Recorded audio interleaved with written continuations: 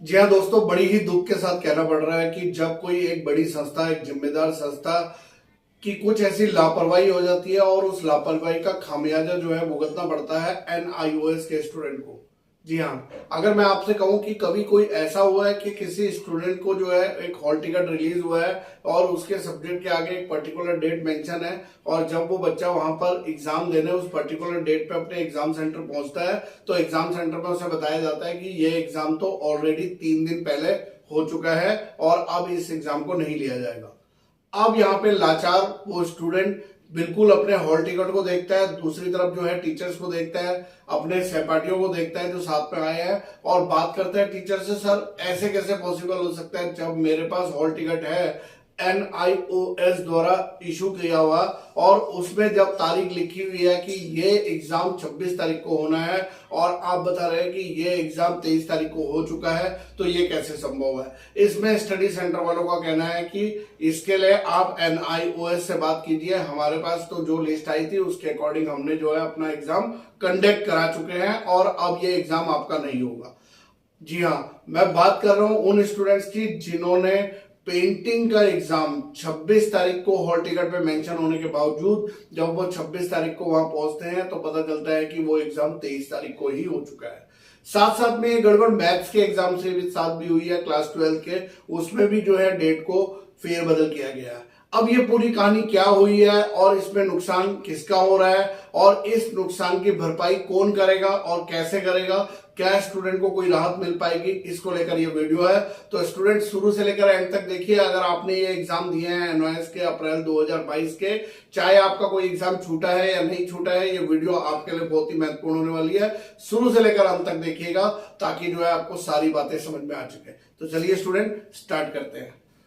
नमस्कार दोस्तों, मैं दीपक सिंह गुसाई, एनआईओएस एक्सपर्ट। ये चैनल आपका वीसीआईसी गुरुजी, इसको इतने कम समय में इतने ऊंचाइयों तक पहुंचाने के लिए बहुत बहुत धन्यवाद। आपके जो कमेंट्स आते हैं, आपके जो लाइक आते हैं, उससे जो है हमारा उत्साह और बढ़ जाता है और इतने सारे सब्सक्राइबर जुड़ने के लिए बहुत बहुत धन्यवाद। आप में से कोई भी अगर पहली बार आया हो तो इस चैनल को जरूर जो है सब्सक्राइब कर लीजिए, बेल आइकन को दबा दीजिए ताकि आपको सारी नोटिफिकेशन मिलते रहे और कभी भी आप किसी इंफॉर्मेशन से वंचित ना रह पाए।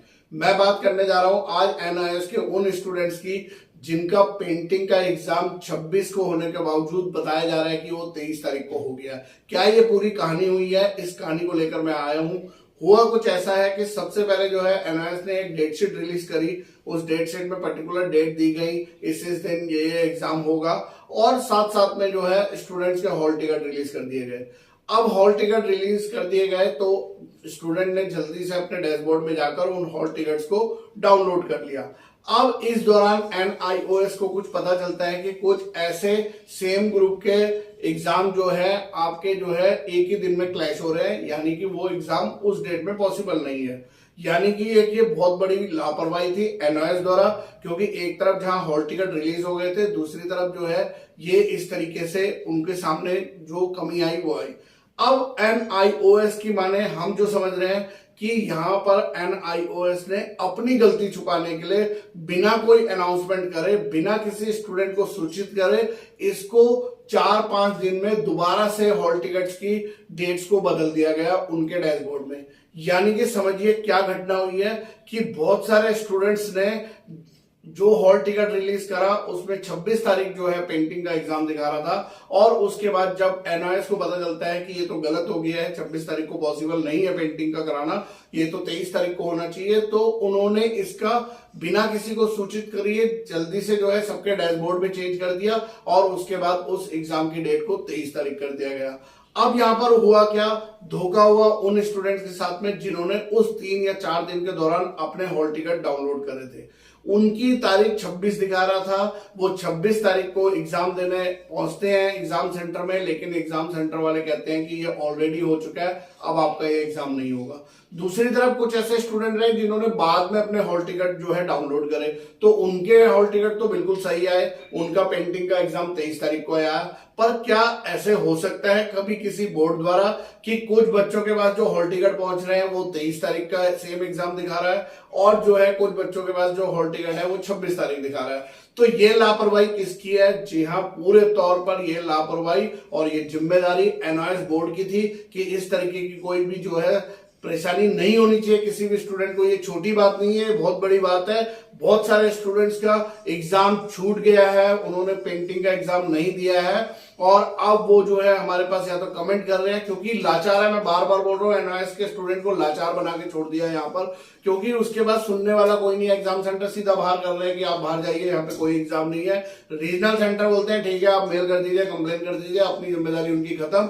एनओएस के हेडक्वार्टर में कोई भी टोल फ्री नंबर पे कॉल ही नहीं लग पाता है, कोई स्टूडेंट अपनी बात ही नहीं बता पाता है, और बचते हैं कौन? हम जो यूट्यूबर हैं, जो कि किसी यूट्यूब के प्लेटफॉर्म के माध्यम से एनओएस के स्टूडेंट्स की मदद करते हैं, और वो जो है हम तक पहुंचते हैं कि सर ये समस्या हो चुकी है, मेरा एग्जाम छूट गया, अब क्या होगा। तो सबसे पहले तो देखिए, मैं स्टूडेंट्स को बताऊं, जहां एक और एनओएस ने चुप्पी साधी हुई है तो इसका मतलब साफ तौर पे है कि आपका एग्जाम छूट गया, आपके पास कोई ऑप्शन नहीं है। अब जो अक्टूबर में एग्जाम होगा उस अक्टूबर में ये वाले सब्जेक्ट को आप देंगे, लेकिन ऐसी स्थिति में 6 महीने लेट हो जाता है। बहुत सारे स्टूडेंट्स का जो है छूटना तय है, यानी कि ये 6 महीने उनका छूट जाएगा। अब दिसंबर तक उन्हें वेट करना पड़ेगा अपने रिजल्ट का, जो मैं नहीं समझता कि स्टूडेंट को ऐसा करना चाहिए, क्योंकि इसमें 1% भी स्टूडेंट की कोई भी गलती नहीं है। पूरी तरीके से यहाँ पर गलती जो है एनओएस बोर्ड की है।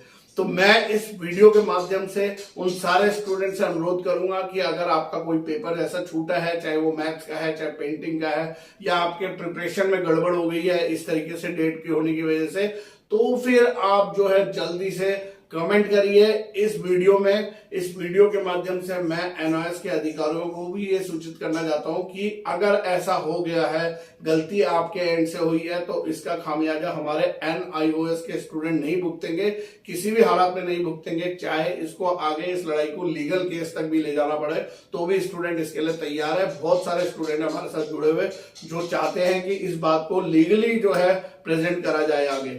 तो ऐसी स्थिति में अगर एनओएस चाहे तो इन स्टूडेंट्स को प्रमोट करे, या फिर इनको जो है पासिंग मार्क्स देकर इनको आगे बढ़ाया जाए, क्योंकि इनका जो थ्योरी का एग्जाम छूटा है उसकी जिम्मेदार सिर्फ संस्था है और कोई भी नहीं है।